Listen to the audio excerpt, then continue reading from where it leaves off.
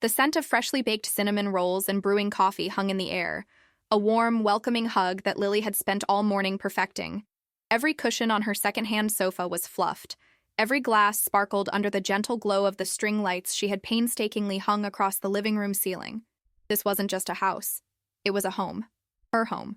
The first place that was truly hers, bought with years of relentless saving from her job as a librarian. A quiet but steady path she had chosen for herself. Her heart fluttered with a nervous excitement. Today was the housewarming, the day she would finally share this milestone with the people who mattered most. Her friends started to arrive, trickling in with bottles of wine and thoughtful little plants for her windowsill. Their laughter filled the space, and for a while, Lily was swept up in it, her chest swelling with pride as she gave tours of the small two-bedroom property. It wasn't a mansion, but it had character, with its bay window overlooking a small garden and a cozy fireplace that promised warmth on cold winter nights. Yet, with each passing hour, a familiar knot of anxiety tightened in her stomach. Her parents and her sister Jessica were nowhere to be seen. She checked her phone for the 10th time, but there were no messages, no missed calls. They had promised they would be the first to arrive. "Everything okay, Lily?" her friend Sarah asked, noticing the flicker of worry in her eyes. "Oh yes, everything's fine," Lily replied, forcing a smile. "Just waiting for my family. You know how they can be." But she didn't know. Or rather, she knew all too well. Finally, she excused herself and stepped into the quiet of her new bedroom, the one she had painted a calming shade of lavender. She dialed her mother's number. It rang once, twice, before a burst of loud, celebratory noise erupted from the other end. "Lily, honey, is everything all right?" Her mother's voice was bright, but distant, distracted. "Hi, Mom. I was just wondering where you guys are. The party started an hour ago." "Oh, sweetie, about that. Something incredible has happened," her mother exclaimed, the sound of a car horn honking in the background. "You are not going to believe it. Jessica did it. She bought the car." Lily's stomach dropped. The car. For the past month, all conversation had revolved around Jessica's new promotion and her decision to buy a luxury SUV. It was a beautiful car, Lily admitted. Sleek and black with a price tag that made her own down payment on the house seem like pocket change. "The car?" Lily repeated, her voice barely a whisper. "Yes. The dealership called this morning. Said it was ready for pickup a week early. We're all here with her now, taking it for its first spin. It smells like a dream, Lily. Your sister is just over the moon. We were thinking of going out for a fancy dinner to celebrate. You understand, don't you, honey? This is a huge moment for her." The question hung in the air, a familiar weight. "You understand, don't you?" It was the same question she'd heard when Jessica won the regional art prize, the same day as Lily's middle school graduation. It was the same question when Jessica got a full scholarship to a prestigious university, the same weekend Lily had her first and only public poetry reading. A lump formed in her throat. "So, you're not coming?" There was a brief, crackling pause. "Well, it just doesn't make sense to, does it? This is a once-in-a-lifetime thing for your sister. A housewarming can be done anytime. We'll pop by next week, I promise. Now I have to go. Jess is about to pop the champagne. Talk to you later, sweetie. We're so proud of her." The line went dead. Lily stood in her quiet, lavender-scented room, the sound of her own party a distant hum through the closed door. It wasn't just that they had skipped her party. It was the effortless way her achievement had been dismissed, deemed less significant, less worthy of celebration than her sister's new car. She looked around at the walls she had so lovingly painted, at the small home she had built for herself, piece by piece, and for the first time that day, it felt a little less like a home and a little more like an empty house. She took a deep, shaky breath, pasted the smile back on her face, and walked out to her guests, leaving the weight of her disappointment behind the bedroom door. Lily rejoined her friends. The hostess' smile pinned so tightly to her face it made her cheeks ache. She floated through the rooms, refilling glasses, offering more cinnamon rolls, and laughing at jokes she barely heard. Her mind was a million miles away, stuck in that jarring phone call, replaying her mother's cheerful dismissal. Each burst of laughter from her living room felt like a spotlight on her own silent heartbreak. She was a ghost at her own celebration. Sarah, who had known Lily since they were children building forts out of library books, cornered her in the kitchen. "Don't think I can't see it," she said softly, her eyes full of a gentle, knowing concern. "You went into that bedroom one person and came out another. What did they do this time?" Lily's facade crumbled under the weight of her friend's kindness. She leaned against the counter, the cool marble a stark contrast to the heat rising in her face. They're not coming, she whispered, the words tasting like ash. Jessica got her new car today, so they're all celebrating that instead. Sarah let out a soft sigh, not of surprise but of weary recognition. She had been a spectator to the Lily and Jessica show for years.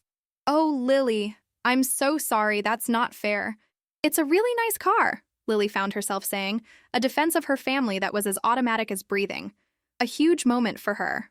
And this isn't a huge moment for you, Sarah countered, gesturing around the kitchen. Lily, you bought a house, by yourself, in one of the most expensive cities in the country. That's not just a moment. That's a mountain. They should be here, building a statue in your honor, not off kicking the tires of a depreciating asset. A small, watery laugh escaped Lily's lips. A depreciating asset. I'll have to remember that. She straightened up, managing a genuine, if small, smile. Thank you, Sarah, really. The party wound down an hour later. Her friends, sensing her fragile state, helped her clear away the worst of the mess before enveloping her in warm hugs and promises to call tomorrow. Then, silence. The house, which had felt so full of promise and laughter, now seemed cavernous. The lingering scent of cinnamon and coffee was a ghost of the joy she was supposed to feel. She gathered the empty wine bottles, the crumpled napkins, and the paper plates, the cleanup feeling like a somber ritual. She was sweeping away the remnants of a party that had only highlighted what was missing. Just as she was tying off the last trash bag, her phone rang again. The screen flashed an unknown number. Wearily, she answered, expecting it might be her father calling with a half-hearted apology. Am I speaking with Ms. Lily Anderson? A professional baritone voice asked. Yes, this is she, Lily answered, her voice flat with exhaustion. This is Robert Henderson, from the City Realtors Association. I was the senior agent who reviewed the final approval on your property on Elm Street. I hope I'm not calling too late. Lily's brow furrowed. No, not at all. Is there a problem with the sale? A jolt of panic shot through her. Had something gone wrong? Oh no, quite the opposite. Mr. Henderson chuckled, a warm and reassuring sound. Everything is perfectly in order. In fact, that's why I'm calling. I know this is a bit unorthodox, but my colleagues and I were looking over the demographic data for this quarter's sales, and we noticed something quite remarkable. Ms. Anderson, as far as our records show, at 28 years old, you are the youngest person to purchase a property independently within the city limits in over a decade. Lily sank onto one of her new dining chairs. The words didn't seem to connect. I'm sorry, the what? The youngest owner in the city, he repeated, his voice laced with genuine admiration. Most people your age are still struggling with rent, let alone securing a mortgage on their own. It's an extraordinary achievement, truly.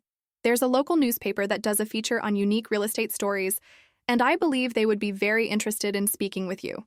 It's an inspiring story. Lily was speechless. The youngest owner. Her house, the one deemed less important than a new car, was suddenly being called an extraordinary achievement by a complete stranger. The validation she had been craving from her family was now being handed to her from the most unexpected of places. A strange, unfamiliar feeling began to bloom in her chest, pushing aside the cold weight of disappointment. It was pride, unapologetic and pure. Ms. Anderson, are you still there? Yes, she finally managed to say, her voice thick with an emotion she couldn't quite name. Yes, I'm here. The phone call with Mr. Henderson ended, but Lily remained seated at her dining table for a long time, the silence of the house no longer feeling empty, but contemplative. The youngest owner in the city. The phrase echoed in her mind, a stark and brilliant counterpoint to her mother's casual dismissal. For years, her accomplishments had been measured against Jessica's, and they had always come up short. Jessica's life was a series of loud, flashy fireworks, a new promotion, a new car, a glamorous trip. Lily's life was a quiet, steady flame, one she had been tending diligently in the background, never asking for applause. And yet, here was someone, an industry professional, telling her that her quiet flame was, in fact, a bonfire. A slow smile spread across her face, real and deep. An inspiring story, he had called it. Maybe it was. The next morning, with a newfound resolve, she called Mr. Henderson back and agreed to the interview. The journalist, a kind woman named Maria, arrived a few days later. She didn't ask about family or relationships. She asked about Lily. She asked about her saving strategies, the books that inspired her to be financially independent, the challenges she faced as a single woman in a competitive housing market. For the first time, Lily told her story without the shadow of her sister looming over it. She spoke of late nights spent poring over financial blogs after long days at the library, of packing her lunch every single day for 5 years, of the small, consistent sacrifices that had built the foundation for this monumental purchase. The photographer took pictures of her in the bay window, sunlight streaming in, illuminating the dust motes dancing in the air like tiny golden sprites. He captured her standing proudly by her fireplace, her hands resting on the mantelpiece as if she had been born to stand there, in her own home, her own story. A week passed.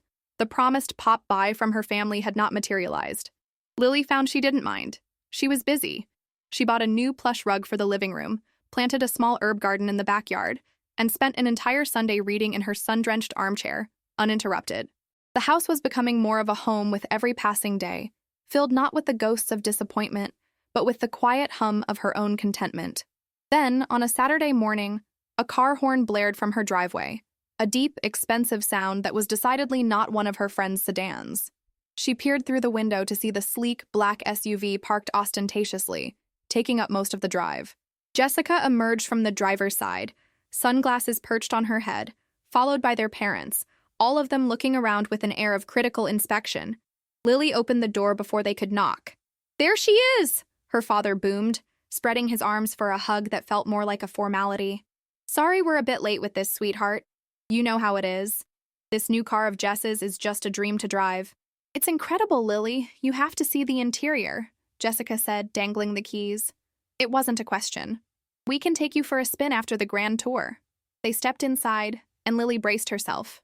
"It's cozy," her mother said, her eyes scanning the living room. It was the same word one used to describe a sweater that was a size too small. "I managed to get this old thing for a steal," Jessica commented, running a manicured finger over the second-hand sofa. "You've always been so good at finding bargains, Lily." It wasn't a compliment. In their world, bargain was a synonym for second best. They moved through the house, their comments a steady stream of faint praise and backhanded compliments. The tour felt less like a celebration of Lily's home and more like an appraisal, a confirmation of the quiet, modest life they had always expected her to lead. They were so absorbed in their own narrative, Jessica the dazzling success, Lily the sensible wallflower, that they were blind to the transformation that had taken place. As they circled back to the living room, her mother noticed the folded newspaper sitting on the coffee table, left there from the morning. The headline of the local section was visible: "Librarian 28 makes history as city's youngest independent homeowner." Beneath it was the picture of Lily, standing by her fireplace, looking not like a bargain finder, but like a queen in her castle. Her mother picked it up, her brow furrowing in confusion. "What's this?" she asked, her voice faltering as she read the headline aloud. Jessica and her father fell silent, peering over her shoulder. The air in the room shifted, the cheerful condescension evaporating, replaced by a thick, stunned silence. They looked from the newspaper to Lily, and for the first time, it seemed like they were truly seeing her at all. The silence that fell upon the living room was a physical entity. It was thick and suffocating, absorbing the cheerful sunlight that streamed through the bay window. Lily could hear the faint ticking of the clock in her kitchen, each second marking a new beat in this strange new reality. Her family stood frozen, a tableau of disbelief. Her father's jovial expression had vanished, replaced by a slack-jawed confusion. Her mother, holding the newspaper, traced the edge of Lily's photograph with a trembling finger, as if the image might be an illusion. Jessica was the first to break the spell, and she did it with the sharp, shattering sound of a forced laugh. "Oh, come on, are you serious?" she scoffed, snatching the paper from her mother's hands to read it herself. "Makes history? It's the local paper, Lily.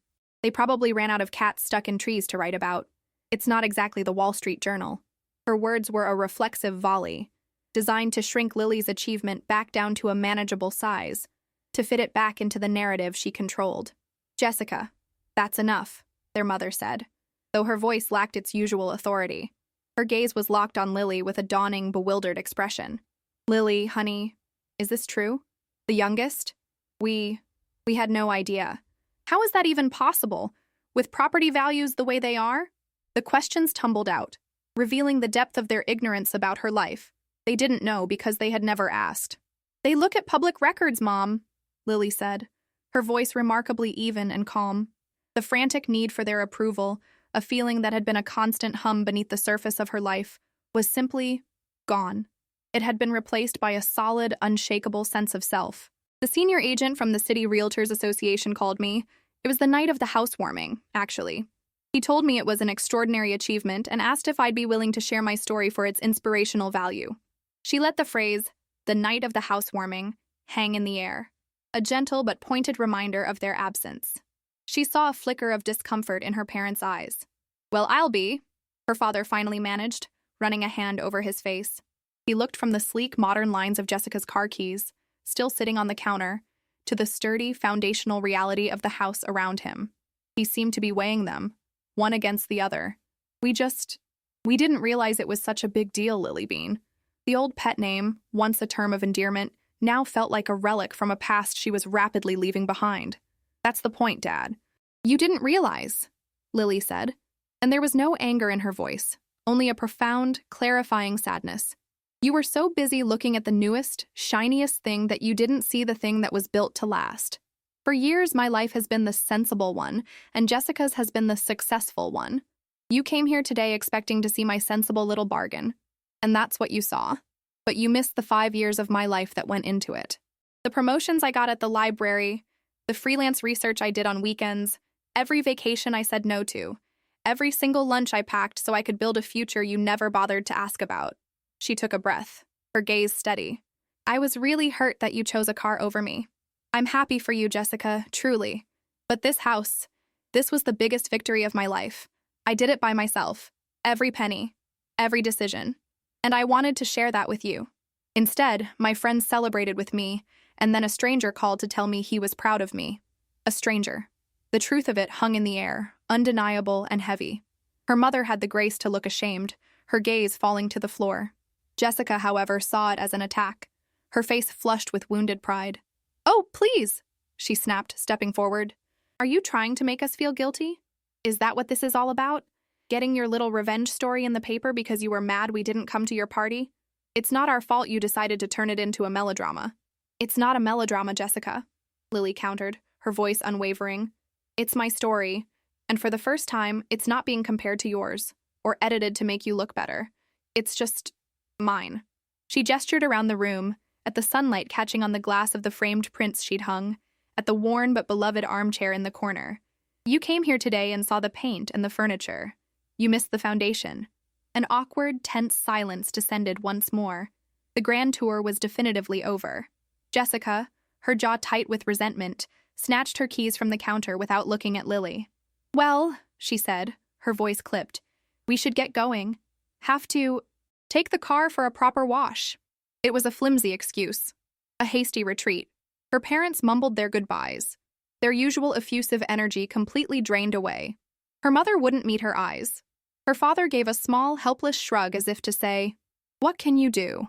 They shuffled out the door behind Jessica, the trio that had arrived with such casual superiority now looking small and disjointed.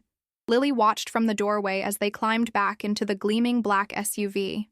The car, which had seemed like the pinnacle of success just an hour before, now looked like just a machine. It was a beautiful, expensive shell, and it suddenly seemed far less substantial than the foundations of the house on which Lily was standing. As the SUV pulled away, Lily didn't feel a sense of triumph or revenge. She simply felt a quiet, profound peace. She closed the door, and the sound of it clicking shut was a punctuation mark, the end of a chapter. Alone in her quiet, sunlit home, she was not the little sister, not the sensible one, not the bargain finder. She was the youngest owner in the city. She was the foundation. She was home. In the days that followed her family's abrupt departure, a profound quiet settled over Lily's life, but it was a different kind of quiet than before. It wasn't the silence of being overlooked, but the stillness of peace. The house itself seemed to breathe alongside her, its sturdy walls a constant, reassuring presence. She found herself smiling at odd moments, while watering the herbs in her garden, while organizing a shelf of books, while simply sitting in her armchair as the afternoon sun cast long shadows across the floor.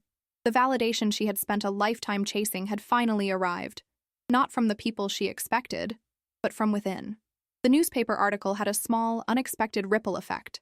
A local real estate blog picked up the story, then a popular podcast on financial independence for women reached out, wanting to interview her. Each time she told her story, it became less about her family's failure to show up and more about her own success in building a life on her own terms. She wasn't the neglected daughter anymore. She was Lily Anderson, a woman who knew how to build a foundation, both literally and figuratively. About a week later, her mother called. Lily let it ring 3 times before answering, her heart calm. "Hi, Mom," she said, her voice neutral. "Lily," her mother started, and there was a hesitant, unfamiliar tone in her voice. Your father and I, we're sorry." The apology was clumsy, unpracticed. We read the article again, not just the headline, the part about how you did it, the sacrifices. We were so focused on Jessica's big news. It's just, her life is so loud, you know?